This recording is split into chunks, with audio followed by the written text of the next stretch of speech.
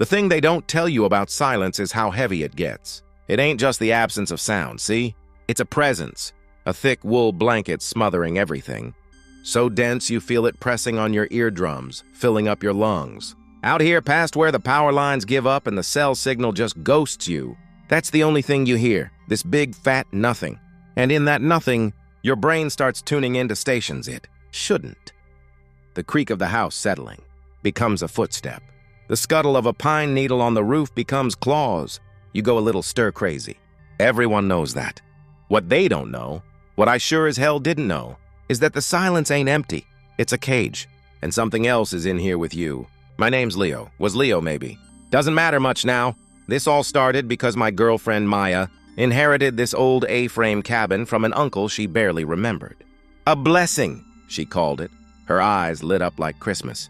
A whole month, just us. No rent, no city noise, just the pines and the lake. She was an artist. Maya saw the romance in peeling paint and spiderwebs. I saw a money pit that smelled of mothballs and regret. But I loved her, so I packed my toolbox and a case of beer, and we drove up into the Cascades until the GPS sputtered and died. The first week was fine. We painted the main room a cheery yellow. I fixed the leak under the sink. We made love on a dusty mattress under a skylight full of stars. But the quiet started getting to me. It was different from city quiet. The city never sleeps. It just hums a low electric lullaby. This was a dead quiet, a prehistoric quiet. It felt like the whole world had died and forgotten to tell us. That's when the listening started. At first it was a game. Hear that? Maya would whisper, her head cocked. We'd both freeze, straining. It's a chipmunk, I'd say, after a minute of heart-thumping tension. She'd laugh. A sound that felt too bright and fragile for the gloom of the woods, and the spell would be broken. But the game changed after we found the thing in the crawl space. I was chasing the source of a damp, earthy smell that had started permeating the cabin. I pulled up a loose floorboard in the bedroom, the one that always felt a little colder than the rest, and shone my flashlight into the darkness below. It wasn't a proper crawl space, just a shallow dirt cavity maybe 2 feet deep. And there, right in the center, as if it had been carefully placed, was a figure. It was made of mud, lake clay, and sticks. Roughly the size of a toddler, its body was a lumpy, formless sack, but its face was disturbingly detailed. 2 deep pits for eyes, a gash for a mouth, pulled down in a silent scream. It wasn't some kid's mud pie. This thing had a malevolent weight to it. It felt old. What the hell is that? Maya breathed, peering over my shoulder. Some weird kid's toy, I said, trying to sound dismissive. But my voice was tight. I reached down with a gloved hand, intending to just sweep it away into a garbage bag. The second my fingers brushed the cold, wet clay, a sound ripped through the cabin. It was a shriek, high and thin like metal tearing. It didn't come from outside. It came from right beside us, from the empty air in the room. We both jumped back, scrambling away from the hole. The sound vanished, swallowed by the returning silence, which now felt watchful, accusing. What was that? Maya whispered, her face pale. The wind, I said, the lie tasting like ash in my mouth. Caught in the eaves just right. I didn't touch the mud figure again. I just nailed the floorboard back down, my hand shaking so bad I hit my thumb twice. We didn't talk about it that night. We just went to bed early, lying back to back, listening to the heavy waiting silence. The next day, the real noises started. It began with the humming, a low, tuneless drone that seemed to emanate from the walls themselves. You'd feel it in your teeth before you heard it, a faint vibration that set your nerves on edge. Maya claimed she couldn't hear it at all. You're letting the isolation get to you. Leo, she said, rubbing my shoulders. It's all in your head. But it wasn't. The humming would start around dusk and go on for hours, a sonic fungus growing in the dark corners of the cabin. Then came the scratching. Not the light skittering of a mouse. This was a slow, deliberate drag, like a single fingernail being drawn along the underside of the floorboards, tracing a path from the bedroom through the living room and stopping right outside the bathroom door. I'd tear the place apart looking for the source. Nothing. No droppings, no holes, no chewed wires. Just the unbroken floorboards and that goddamn scratching. Maya's attitude shifted from concern to annoyance. You're creating a vibe, Leo, a bad one. You're jumping at every little sound. You're making me paranoid. She was right, but not in the way she thought. I was tuned in. The silence had become a radio, and I was the only one who had found the frequency. The noises were the broadcast. One night, a week after we found the mud figure, the broadcast changed. The humming and scratching stopped. The silence that rushed in to fill the void was absolute, a vacuum. I was lying in bed, staring at the ceiling with Maya asleep beside me. Then a voice. It wasn't in the room. It was in my head. A dry, rustling whisper like leaves scraping over stone. "You hear me?" I shot up in bed, my heart hammering against my ribs like a trapped bird. Maya slept on undisturbed.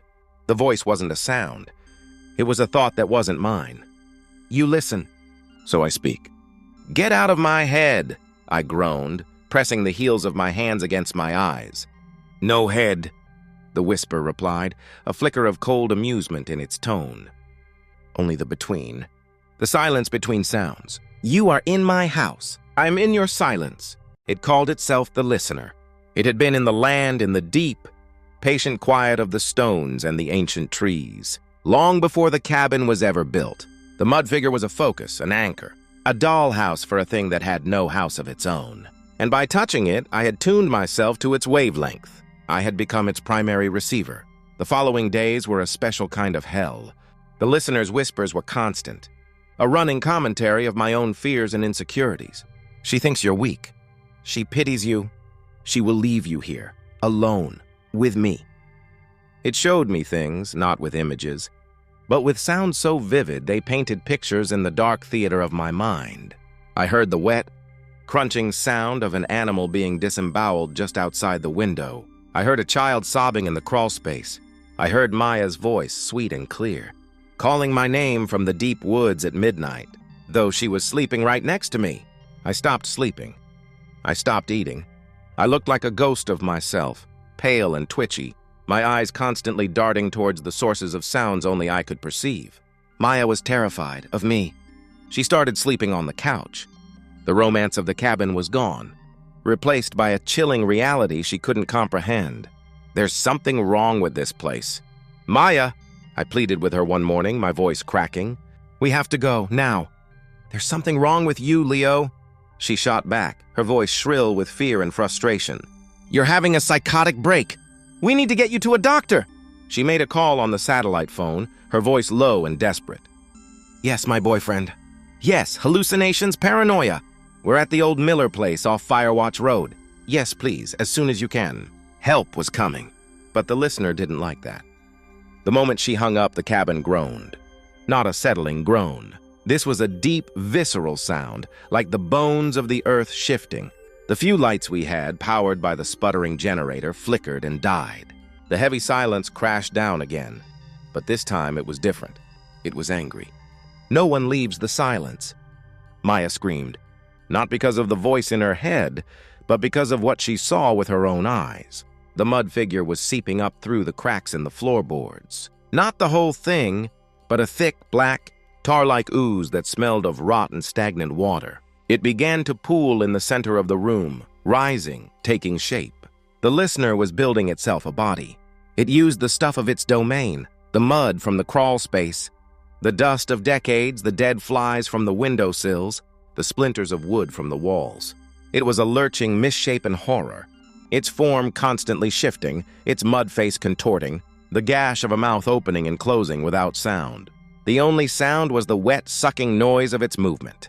"Leo!" Maya shrieked, backing into a corner. I grabbed the fire poker, my hands slick with sweat. I swung at the thing, connecting with a dull thud. The poker sank into the mud and stuck fast. The thing didn't flinch. It just kept coming, a wave of silent, animate filth. It wasn't coming for me. It lurched towards Maya, its mud hand, formless and dripping, reached for her face. She was frozen, her eyes wide with a terror so pure it stopped my heart. And in that moment, the listener's whisper was a razor blade in my mind. "She does not listen. She is noise. I will make her quiet." That's what it wanted.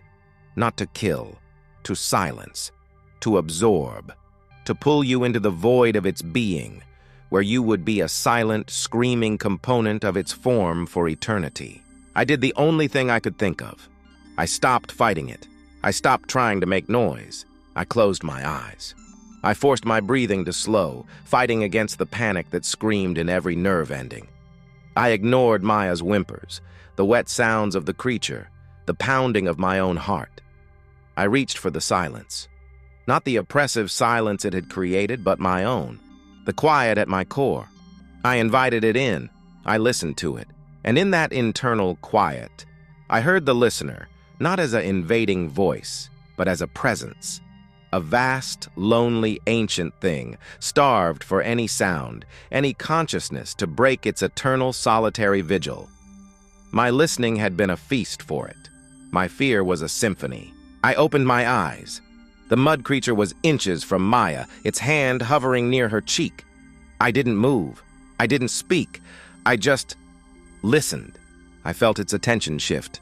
The feast was over. The quiet I offered was a different kind. It was a mirror. It showed the listener its own emptiness. The mud figure stopped. Its head, a lump of clay, tilted. The screaming mouth seemed to soften, not into peace, but into a kind of confusion. Then, slowly, it began to dissolve. The mud lost its cohesion, sloughing off onto the floorboards in a heap, the sticks and debris clattering down. The oppressive weight in the air lifted.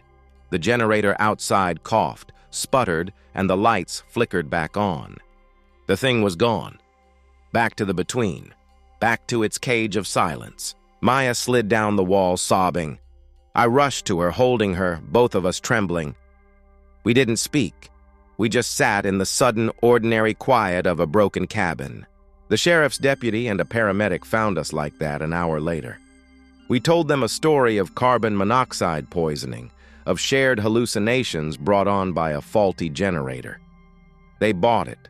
It was easier than the truth. We left the cabin that same day and never went back. Maya left me a month later. She said she loved me, but she couldn't look at me without seeing that thing, without hearing the silence that followed. I didn't blame her. So now I'm back in the city, surrounded by noise, the constant sirens, the thrum of traffic, the buzz of neon, the endless human chatter. I live in the loudest apartment I can find, right above a subway line. I blast the TV, the radio, anything to fill the space. But sometimes, in the dead of night, when a rare moment of quiet descends, I hear it. A faint, dry rustle like leaves on stone, not in my ears, in the silence between my thoughts.